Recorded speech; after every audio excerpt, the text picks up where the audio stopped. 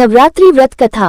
पौराणिक कथाओं के अनुसार एक बार देवगुरु बृहस्पति ने ब्रह्मा जी से नवरात्रि व्रत का महत्व पूछा।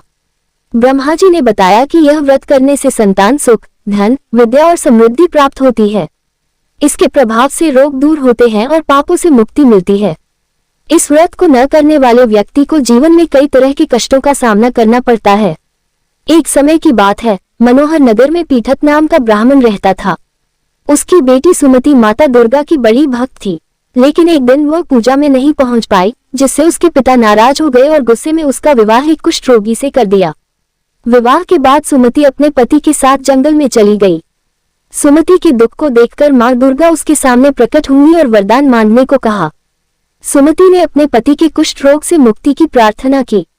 देवी ने उसे बताया कि पिछले जन्म में उसने अनजाने में नवरात्रि का व्रत रखा था, जिसके पुण्य से आज उसे यह आशीर्वाद मिल रहा है। मां दुर्गा की कृपा से उसका पति ठीक हो गया और वे सुखी जीवन जीने लगे। मां दुर्गा ने सुमति को नवरात्रि व्रत की विधि भी बताई। इस व्रत में 9 दिनों तक मां दुर्गा की पूजा करनी चाहिए। यदि पूरे दिन व्रत रखना कठिन हो तो एक समय भोजन किया जा सकता है। घट स्थापना कर देवी के लिए फल, फूल और प्रसाद अर्पित करना चाहिए। व्रत के अंतिम दिन हवन और कन्या पूजन करने से विशेष फल प्राप्त होता है।